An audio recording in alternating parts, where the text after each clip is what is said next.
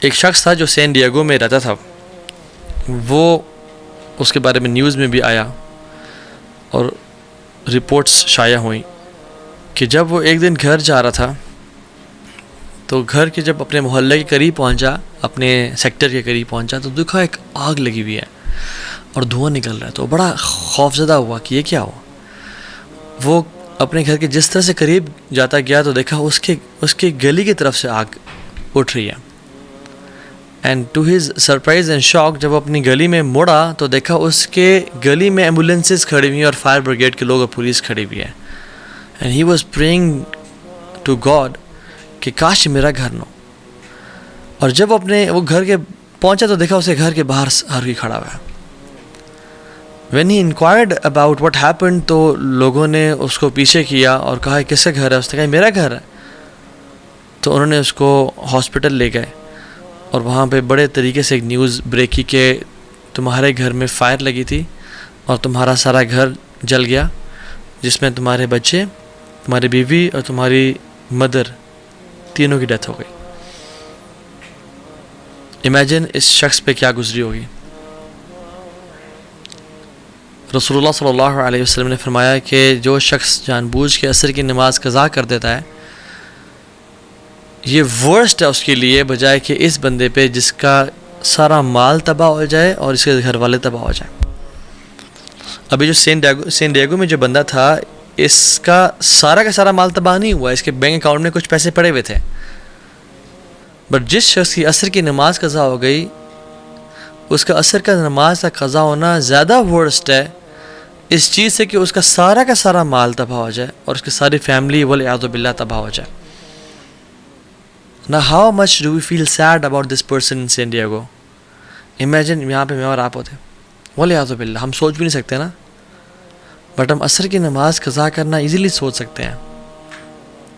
رسول اللہ صلی اللہ علیہ وسلم نے فرمایا کہ جس نے جان بوجھ کے عصر کی نماز قضا کی، اس کے پچھلے تمام اعمال برباد کر دیا گیا، جتنے مرضی حج تھے، جتنی مرضی عبادات تھیں، سب ختم ہو گیا۔ میں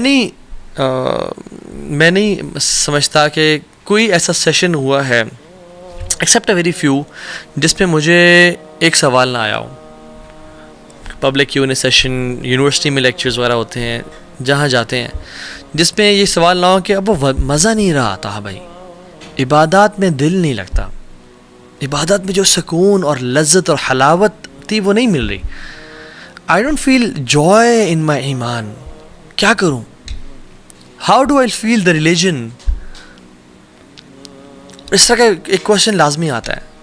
سو اس کا answer person to person very بھی کرتا ہے، بہت سارے ڈفرینٹ چیزیں ہوتی ہیں، but there are some things that are constant, اور اس سوال کے جواب میں ایک چیز جو کانسٹنٹ ہے وہ نماز ہے۔ ہم اس کو ایسے بھی سمجھ سکتے ہیں کہ جیسے سائنٹیفک میتھڈ جو ہے، سائنس بیسیکلی انڈکشن پہ بیسڈ ہے، آبزرویشن اینڈ کنکلوژن، آبزرویشن ہوتی ہے تو کنکلوژن ہوتا ہے۔ فار ایگزامپل ایک جنگل میں نے دیکھا اراؤنڈ 150 منکیز تھے، وہ سارے براؤن تھے، so I conclude based on induction کہ this jungle is full of brown monkeys. ٹھیک ہے، میڈیسن میں میڈیسنز اور النیسز کا ایک کوریلیشن ہوتا ہے، کاز اینڈ افیکٹ ہوتا ہے۔ اسلام میں تزکیہ کا، وہ جو اسلام میں لذت ہے ایمان کا اور صلاح کا، بہت بڑا ریلیشن ہے۔ سورہ اعلیٰ میں 14 اور 15 نمبر آیات، قد افلح من تزکا، وہ کامیاب ہو گیا جس نے اپنا تزکیہ کر لیا۔ وہ کون ہے؟ وذکر اسم ربہ فصلی، جس نے اپنے رب کا ذکر کیا اور نماز پڑھی۔ تزکیہ اور نماز کا ریلیشن۔ انما تنذر الذین یخشون ربهم بالغیب واقاموا الصلاۃ، آپ تو یا رسول اللہ ان کو ڈرائیں جو اپنے رب سے ڈر گئے، غیب میں اپنے رب کا خوف رکھتے ہیں اور نماز پڑھتے ہیں۔ ومن تزکا فانما یتزکی لنفسہ، اور اس کے فوراً بعد آیا جو اپنا تزکیہ، اپنے آپ کو پیوریفائی کرے گا اور پاک کرے گا تو وہ اپنے لیے کر رہا ہے، کسی پہ احسان نہیں کر رہا۔ سو تزکیہ تو نفس اور نماز کا کتنا ہی بڑا کوریلیشن ہے۔ میں آپ کو اگر کوئی اپنی بات منوانا چاہتا ہوں تو میں ایک قسم کھا لوں تو it's more than enough, right? But اگر میں آپ کو بات منوانے کے لیے ملٹیپل قسمیں کھا رہا ہوں تو اس کا مطلب ہے کہ یہ بات بہت امپورٹنٹ ہے۔ اللہ تعالیٰ اگر قسم نہ بھی کھائیں تو ومن اصدق من اللہ قیلا، اللہ سے زیادہ سچا کون ہے اپنی بات میں؟ لیکن اللہ سبحانہ وتعالیٰ بھی ایک دفعہ نہیں بلکہ 11 قسمیں کھائیں تو پھر اس کے بارے میں کیا خیال آپ کا؟ والشمس وضحاها، یہ 2 قسمیں ہو گئیں، والشمس وضحاها والقمر اذا تلاها والنهار اذا جلاها واللیل اذا یغشاها والسماء وما بناها والارض وما طحاها ونفس وما سواها، 11 قسمیں، ونفس وما سواها، اللہ رب العالمین کھا رہے ہیں۔ کیوں؟ اس کا قسم کا جواب کیا ہے کہ میں کہوں اللہ کی قسم میں یہ بات سچ کرتا ہوں، اللہ کی قسم میں یہ بات سچ کرتا ہوں۔ اب آگے کیا ہے، بات کیا ہے؟ جواب القسم ہے قد افلح من زکاها وقد خاب من دساها، کامیاب ہو گیا وہ انسان جس نے اپنا تزکیہ کر لیا، اپنے آپ کو پیوریفائی کر لیا، وقد خاب من دساها، اور برباد ہو گیا وہ انسان جس نے اپنے آپ کو پیوریفائی نہ کیا، جو گناہوں میں پڑ گیا۔ نماز is one of the main causes of purification۔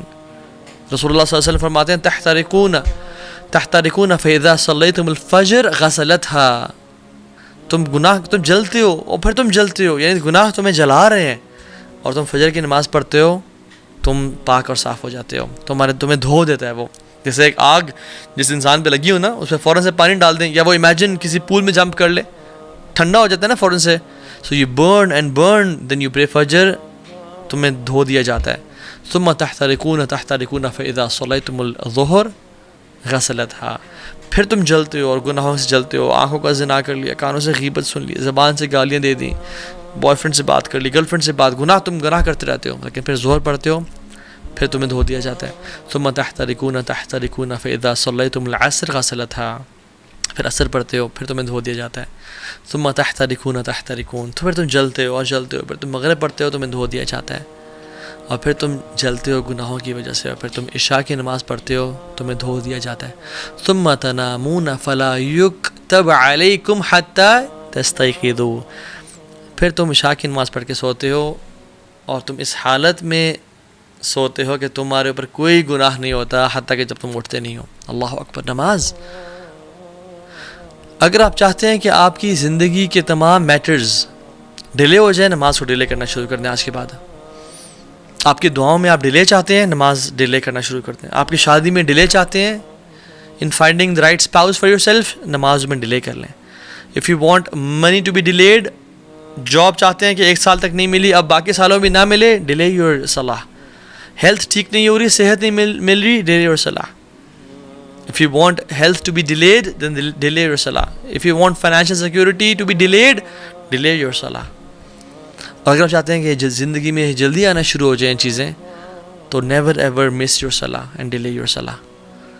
جس کو میں حیران ہوتا ہوں یہ بات سوچ کے کہ جس کو یقین ہے کہ اللہ ہے، جس کو یقین ہے کہ قیامت کا دن حق ہے، جو مسلمان مرنا چاہتا ہے اور مسلمان سمجھتا ہے اپنے آپ کو، اور جس کو یقین ہے کہ میں نے ایک دن جانا ہے اس دنیا سے، قبر حق ہے، قرآن حق ہے، محمد صلی اللہ علیہ وسلم حق ہے، پھر بھی نماز نہیں پڑھتا، تو اس سے زیادہ ایول انسان کوئی نہیں ہے۔ میں کوئی جذبات سے نہیں کہہ رہا، میں سمجھ کے کہہ رہا ہوں، اس سے زیادہ ایول انسان کوئی نہیں ہے جو شخص جانتا ہے کہ اللہ رب العالمین ہے۔ اگر یقین ہوتا نا ان سب چیزوں کا کہ اللہ ہے اور رسول حق تھے، اور قیامت کے دن ہے اور مجھے اللہ کے سامنے پیش ہونا ہے، اور اگر نماز قضا ہو جاتی یا ڈیلے ہو جاتی تو اس کو رات کو نیند نہ آتی، پھر یہ اگلا کھانا نہ کھا پاتا۔ موت کا غم تو چھوٹا غم ہے، نماز سے قضا ہونے کا غم تو بہت بڑا غم ہے۔ صلاح از یور لائف لائن۔ جس نے نماز مس کر دی اس کا سب کچھ تباہ و برباد ہو گیا۔ اللہ سبحانہ وتعالیٰ نے 100 سے زیادہ دفعہ سے قرآن میں ذکر کیا، اور احادیث میں تو بے شمار۔ قرآن آپ کھولیں 2nd پیج پہ سورہ بقرہ، ذَلِكَ الْكِتَابُ لَا رَيْبَ فِيهِ هُدًى لِلْمُتَّقِينَ الَّذِينَ يُؤْمِنُونَ بِالْغَيْبِ وَيُقِيمُونَ الصَّلَاةَ، جو غیب پہ ایمان رکھتے ہیں اور نماز پڑھتے ہیں، اور نماز کو قائم کرتے ہیں۔ صرف پڑھتے نہیں ہیں، قائم کا مطلب یہ ہے کہ ٹائم پہ پڑھنا، باجماعت پڑھنا، صحیح وضو کے ساتھ پڑھنا،